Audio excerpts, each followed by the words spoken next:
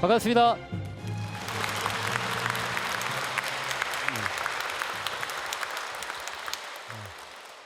지난 시간에 얘기했던 것처럼 루카복음과 사도행전은 있는 그대로 사실을 있는 그대로 순서에 따라 쭉 적어놓은 것이다. 그래서 뭐라고? 역사서다라고 얘기하셨습니다. 그래서 히스토리라고 합니다. 역사에 대한. 오늘은 이 역사를 바라보는 우리들의 생각들을 조금 더 그러면 역사를 쓰고 있는 글 아니면 역사를 적어놨던 어떤 기록들, 그 기록들은 우리가 어떤 관점에서 어떻게 바라보는 게 정말 좋은 관점인가에 대해서, 그 다음에 어떻게 읽어야 할 것인가에 대한 이야기들을 좀 해볼까 합니다. 그리고 나서 루카라는 그 사람은 신앙의 역사를, 구약에 있는 역사를 어떤 관점에서 보고 있는지에 대해서 두 번째 시간은 그렇게 얘기할까 합니다. 그래서 첫 번째는 역사를 보는 관점, 첫 번째. 두 번째는 루카라는 사람이, 그러니까 사도행전과 복음서를 적고 있는 루카라는 사람이 성경의 역사를 어떤 관점에서 바라보고 있는지라고 얘기하면서 우리는 우리의 역사를 어떻게 바라봐야 되는가, 나의 인생의 역사를 어떤 관점에서 바라봐야 될 것인지에 대해서도 한번 같이 생각해 볼까 합니다. 첫 번째, 역사입니다. 역사라고 하는 건 역사에서 우리가 다른 거 다 떠나가지고 성경에 있는 이야기들은 다 떠나서 일단 우리들의 역사를 생각해 봅시다. 역사라는 게 사실이라는 게 존재할까요? 과거 2000년 전에 3000년 전에, 아니면 그것도 아니라 그냥 조금만 더 어제 그제 있었던 일을 내가 옆에 있는 사람한테 이야기한다고 생각합니다. 어제 있었던 일이요. 어제 있었던 일들을 내가 우리 집에 가가지고 내 남편이나 내 자식들이나 아니면 친구들한테 이야기한다고 생각해요. 그러면 나는 있는 그대로 시간 순서에 따라가지고 그대로 이야기한다고 얘기해요. 근데 얘기가 돼요, 안 돼요? 왜 안 돼요? 그 안에는 내 생각이 들어가요. 그렇죠. 내 생각이 들어가. 그 다음에 내가 머리가 멍청해하고 잘 기억이 안 나. 기억이 안 나는 것도 있어. 제가 요즘에 그래요. 요즘에 이렇게 뭐 공부하다가 내가 분명히 이걸 어디서 읽었는데 어디서 읽은지를 모르겠어. 그래가지고 한참 동안 고민하다가 그냥 길거리 지나고 있는데 그게 거기서 봤지라고 생각이 나. 근데 집에 가고 책 찾아보려면 또 그게 생각이 안 나. 그게 저즘에 그래서 갱년기라고 하더라고요. 저보고 갱년기라고. 이제 너도 머리가 다 됐다라고 얘기를 하셔요. 내가 아무튼 그런 기억이 안 나는 것도 있고 얘기를 합니다. 역사라는 건 저는 사실을 이야기하는 것이 아니라고 저는 생각해요. 역사를 바라보는 것들은 우리들의 과거의 일들을 바라보는 것이나 아니면 우리가 뭐 이제 좀 더 큰 의미 안에서 우리나라의 역사를 바라보는 그 역사 안에서도 우리들은 있는 사실을 그대로 바라보는 게 아니라 우리가 그것들을 가지고 있는 생각들을 바라보는 거라고 생각해요. 이제 제가 가장 중요한 역사학자를 하면 소개시켜 드릴 겁니다. 그게 누구냐면 카라는 사람이에요. 카. 역사란 무엇인가라는 책을 썼어요. 그 책에서 나오고 있는 정의가 있어요. 그게 뭐냐면 역사란 현재와 과거의 끊임없는 대화이다라고 얘기해요. 일단 이 얘기가 나오기 전제가 되는 건 뭐냐면 역사를 바라보고 역사를 이야기하고 있는 사람은 사실이라는, 과거에 있었던 어떤 사실이라는 것들에 대해서 끊임없이 대화해야 된다라고 얘기해요. 절대적인 사실은 없다라고 얘기해요. 우리가 아까도 얘기했듯이 생각나지 않은 것도 있고 우리들의 생각이 그 안에 개입돼서 그것들을 달리 얘기할 수 있어요. 그 다음에 우리가 가지고 있는 경험들, 또 우리가 가지고 있는 가치관들, 우리가 가지고 있는 생각들 때문에 역사 자체를 있는 그대로 말하지 않고 우리들은 나름대로 각색해서 얘기하고 있다는 거죠. 그래서 사실이라는 건 역사를, 그 사실을 바라보고 있는 사람에 따라 가지고 다 다르다는 거예요.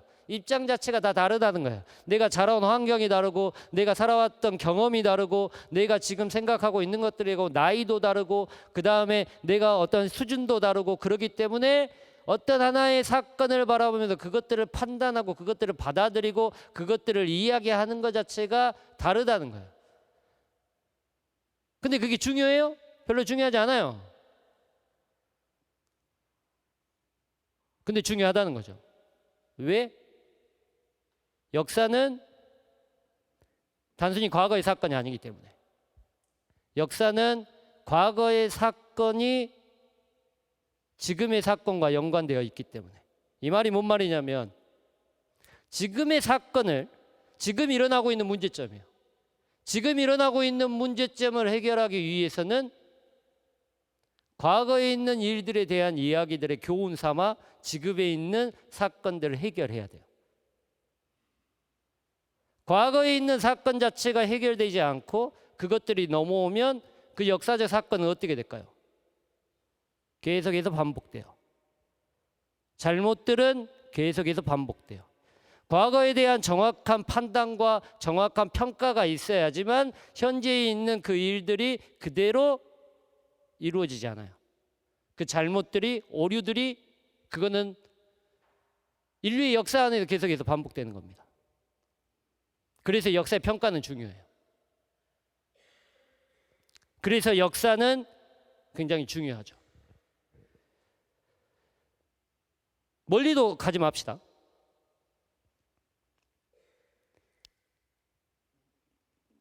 일본에서 얘기하고 있는 역사에 대한 문제가 있어요. 위안부 할머니들, 강제징용에 대한 문제. 그 사건은 과거의 일일까요? 아니요, 현재의 일이에요. 왜 그럴까요? 과거에서 해결이 안 됐기 때문이에요. 그래서 지금까지 이어지고 있는 거죠. 저기는 독일에서 저는 유학을 했어요. 독일에서 유학을 하면서 독일 아이들에게 기분 나쁜 것도 많았어요. 그 다음에 독일 아이들이 좀 깔보는 면도 없지 않아 있어요. 동양 아이들에 대해서. 왜냐하면 자기들의 그 민족성에 대한 그런 건 있어요. 분명히 있어요. 우월성에 대한 그런 것도 있어요. 하지만 저는 대단했다고 생각한 건 뭐냐면 자기들이 잘못했던 역사에 대해서 그대로 까요. 깐다고 얘기하면 그대로 오픈해요. 그대로 오픈해요. 제가 뮌헨에서 공부할 때 거기에 이제 다카우라는 수용소가 있어요. 다카우라는 수용소가 있고 또 제가 이제 폴란드 갔을 때 아우슈비츠도 가봤어요. 그러면 진짜 처참해요. 유리벽 가보신 분은 알겠지만 아우슈비츠에 가시면 유리벽 안에 한 이 제대만한 유리벽일 거예요. 이게 쭉 연결되어 있어요. 긴 막사처럼 되어 있는, 공장처럼 되어 있는 딱 유리벽으로 차 있는데 이 전체가 뭐냐면 안경이에요. 거기에서 처형당한 사람들의 안경을 산더미처럼 쌓았어요. 그 다음에 가스실 들어가게 머리카락이 자르잖아요. 이 긴 유리벽 안에 다 머리카락이에요. 5.18에 대한 문제 자체가 40년이 흘렀어요. 제가 보여드릴 게 역사에 대한 문제를 얘기하면서 이 이야기는 꼭 해야 되겠다는 생각을 했어요. 보시면 태극기가 나오죠. 제가 독일에서 4년, 그 다음에 오스트리아에서 4년을 유학했어요. 2003년도에 유학을 해서 4년, 8년을 해서 2013년도에 귀국을 했죠. 처음에 4년은 오스트리아에서 제가 유학을 했어요. 오스트리아 어디인지 아시죠? 오스트리아 인스부르크에서. 거기가 이제 다 스키장 엄청 많은데 2003년도에 갔다가 어학을 하고 있는 중간에 2004년까지 1년 동안 어학을 했는데요. 2004년도에 어학을 하면서 거기에서 뭐가 있었냐면 동계 유니버시아드 대회가 있었어요. 전 세계 동계 유니버시아드 대회 이제 있어가지고 이제 또 거기가 산악 지역이라 해가 빨리 져요. 그래서 한 3시 정도 되면 해가 지기 시작해요. 예, 그래서 한 4시 정도면 한 4시 반 정도 되면 어두컴컴해지고 이제 제가 기숙사에서 학교까지 이제 계속해서 왔다 갔다 걸어 다녔거든요. 이제 어학 시간이 끝나고 한 4시 정도 한 5시 정도 돼가지고 가방 메고 터벅터벅 걸어와가지고 아 나는 진짜 뭐 이렇게 살아도 되나 진짜 뭐 교수님이 얘기하신 거 저 진짜 한마디도 못 알아먹고 나는 거기 앉아가지고 난 뭐 하고 있었나 진짜 이 강물에 빠져갖고 죽어버려야 되나 내가 진짜 한국에서는 난다 긴다 하는 놈들 다 제치고 여기 왔는데 여기서는 진짜 걔는 주인이 너 앉아 그러면 진짜 앉아요. 근데 나는 독일말로 앉아 하면 뭐라고 얘기하고 있는 거예요. 와 나같이 이런 내가 대접을 받으면 여기 살아야 되나 라는 그런 생각을 가지고 터벅터벅 걸어오고 있었는데 인스부르크라고 들어보시면 거기에 이제 중심가에 황금 지붕이라고 하는 아주 중심가가 있어요. 거기에 이제 지붕이 황금으로 돼 있어요. 그래서 황금 지붕이에요. 거기에 갑자기 이렇게 걸어가는데 태극기 3개가 이렇게 펄럭이고 있는 거예요. 태극기 3개가. 나 깜짝 놀랐어요. 내가 진짜 내 헛것을 봤나라고 했어요. 노을이 지고 있는 그 붉은 하늘에 태극기 세 개가 이렇게 깃발 위에, 깃대 위에 이렇게 펄럭이고 있더라고요. 알고 보니까 이제 유니버시아드에 하면 쇼트트랙을 하잖아요. 거기에서 쇼트트랙을 했는데 1, 2, 3위를 다 한국 사람이 한 거예요. 그래가지고 시상식을 그 도시 중심 가가지고 경기장에서 시상식을 하니까 거기서 시상식을 했다고 하더라고요. 그때 1등 했던 애가 안현수예요. 안현수가 1등 했다, 쇼트트랙. 그래가지고는 갑자기 애국가가 이렇게 딱 흘러 나오는 거예요. 그러니까 나도 모르게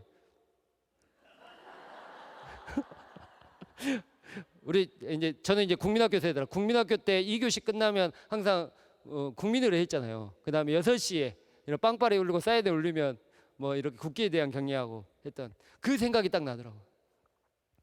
그런 생각을 가지게 하는 외국의 태극기를 보면, 그러니까 제가 이제 독일 월드컵 할 때도, 독일 월드컵인가? 아무튼 어디 월드컵 할 때도 2006년도에 외국에 있었거든요. 그때는 진짜 태극기 흔들면서 막 이렇게 했던 기억들. 그래서 저에게 태극기에 대한 기억들은 굉장히 좋아요. 그 이야기가 뭐냐면 어렸을 때 동안 계속해서 들어왔던 거죠. 태극기에 대한 의미들, 그 다음에 그것들을 가지고 있는 우리들의 어떤 민족성들, 그 다음에 그 안에 숨겨진 의미들을 우리는 태극기 그리기도 했으니까 그게 이제 좋은 건지 나쁜 건지는 잘 모르겠어요. 하지만 저 국민학교 다닐 때는 태극기 그리기 그 시험도 보고 경시대회 했어요. 누가 가장 태극기를 잘 그리나, 어떻게 그리나 라고 하고, 그 다음에 방공 포스터도 하고, 그 다음에 산불 조심, 그 다음에 불 조심 포스터도 적고 막 그리기도 하고. 이제 그게 어떻게 보면 국가에 대한 상징이었어요. 외국에 사니까 더 그래요. 한국 사람 만나면 한국말 들러오면 그래도 한 번 더 끼웃끼웃하고 그랬던 기억이 있어요. 그게 어떻게 보면 우리들이 지켜왔던 민족성이라고 저는 생각해요. 그게 언제부터? 저는 100년 전에 있었던 3.1운동부터 시작한다고 생각해요. 태극기에 대한 의미들을 사람들이 지어왔던 그 의미들. 그리고 40년에 있었던, 저는 5.18 때 거기에 있었기 때문에 제가 기억나지는 않아요. 제가 아주 어렸을 때이기 때문에. 하지만 나의 형, 누나, 오빠들, 아니면 어머니, 아버지들, 저희 누나들, 그 사람들이 다 경험했던 거기 때문에 그 얘기를 생생히 듣고 그 이야기들을 들었기 때문에 그때 느꼈던 민주화에 대한 의미, 그 의미들을 태극기 하나에, 아니면 같이 부르짖었던 그 노래 한 소절 하나에, 애국가의 한 소절에 그런 의미들을 담고 있다는 거죠. 그런데 몇 년 전부터 시작했던 태극기에 대한 의미는 저에게는 그런 민족적이고 자긍심을 갖게 하는 그 의미가 아니에요. 왠지 꺼려지고 부정적으로 다가가는 거죠. 제가 아까도 말씀드렸지만 역사의 순간에 대한 가치들은 다를 수 있다고 생각해요. 그분들에 대한 가치 자체는 중요하다고 생각해요. 하지만 저는 이유를 모르겠어요. 왜 성조교를 같이 흔들어야 하는 것인지.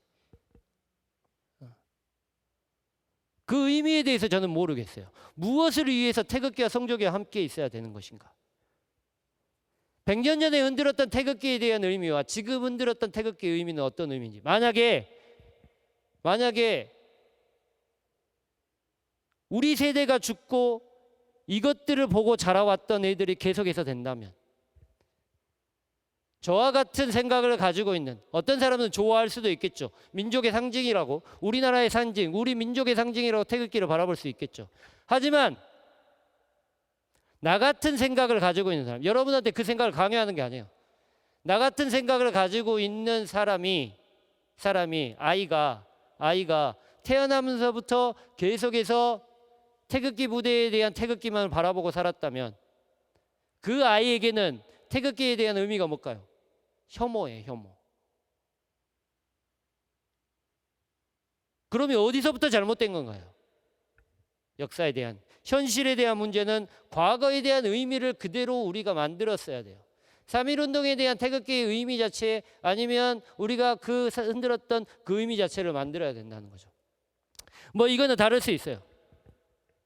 아까는 역사에 대한 이야기를 하면서 사실은 별로 중요하지 않다고 얘기했죠. 왜냐하면 그 사실을 바라보고 있는 가치가 중요하다고 얘기했어요. 하지만 사실이 중요하지 않다는 이유는 사실이 우리가 밝혀졌을 때예요. 사실이 밝혀지지 않으면 5.18 예를 들어볼까요? 저는 같은 세대예요. 광주에 있었던 사람이고, 저는 사실이 무엇인지 알아요. 하지만 전국에 있는 사람들 중에 나와 똑같은 것들이 사실이라고 믿고 있는 사람이 얼마나 될까요? 50대 50이에요. 그러면 나는 사실인데 그들에게는 그게 사실일까요? 아니에요. 다른 게 사실이에요. 다른 것들을 사실이라고 얘기하고 있죠. 그러면 그거는 객관적으로 말하고 있는 사실이에요? 아니라는 거예요. 그거는 사실이 밝혀지지 않았죠. 진실 규명이 되어 있지 않아요. 모든 사람들이 같은 시대를 살아가면서 그 사람들이 공통으로 이런 것들이 사실이라고 얘기할 수 있는 사실 자체가 없어요. 그러면 가치 판단이 어떻게 될까요? 다 다르다는 거예요. 왜? 사실이 다르기 때문에. 사실이 중요하지 않는 거는 사실이 모든 사람들이 객관적으로 인정할 수 있는 사실이 있어야만 해요. 객관적으로. 역사라는 것. 하지만 사실이 없어요. 단순히 5.18만? 우리나라의 역사를 보면 우리나라에 대한 근대사 안에서의 사실이 뭐가 있을까요? 다 달라요. 우리나라 건국이 언제 됐어요? 1919년? 아니면 1945년? 생각이 다 달라요. 뭐가 사실이에요? 사실이 없어요. 그러니까 가치 판단이 없는 거예요. 역사에 대한 평가가 없는 거예요. 그러니까 어때요? 100년이 지나고 70년이 지났음에 불구하고도 언제 건국이냐를 지금 2019년에 따지고 있다. 2020년이 다 돼가도록 따지고 있어요. 왜냐하면 그때 평가가 이루어지지 않았기 때문에. 사실이 없기 때문이에요. 우리들이 다 인정할 수 있는 사실이에요. 그래야지 내 입장에서, 내가 가지고 있는 입장에서 그 사실을 가치 판단을 하겠죠. 근데 내가 나만이 알고 있는 사실을 가지고 가치 판단을 하니까 이 사람은 그걸 인정해줘야 안 해요? 안 해줘요. 나도 못 해요. 내가 알고 있는 사실은 그게 아닌데? 내가 알고 있는 역사적 사실은 그게 아닌데? 기본 전제예요. 기본 전제. 역사의 기본 전제는 사실이어야만 해요. 모든 사람이 다 함께 그 이야기를 듣고 그 이야기를 받아들이는 모든 것들을 가지고 있는 것들이 사실이어야만 해요. 그 사실을 통해 모든 사람들이 보겠죠. 모든 사람들이 똑같은 사실을 보면서 다른 시각으로 보는 거예요. 그래서 내가 보지 못한 것들을 이 사람들이 봤으니까 인정해 주는 거예요. 복음서로 얘기해 볼까요? 예수님에 대한 사실 자체, 마테오, 마르코, 루카, 요한이라는 4개의 복음서가 있어요. 4개의 복음서가 있어요. 왜 4개 있어야 돼요? 예수님은 역사적으로 한 분뿐이에요. 사건은 똑같아요. 달라지지 않아요. 예수님이 태어나고 공생하셨고 죽고 부활하시고 승천하셨어요. 이 사실은 변하지 않아요. 근데 왜 4가지 이야기예요? 사실은 공통적으로 있지만 이 사실을 바라보는 시선 자체가 다르기 때문이에요. 그러니까 서로를 보완해요. 보완. 반대하는 게 아니라 대립하는 게 아니라 보완하죠. 왜냐하면 사실을 인정하고 있죠. 아, 그럴 수도 있겠구나.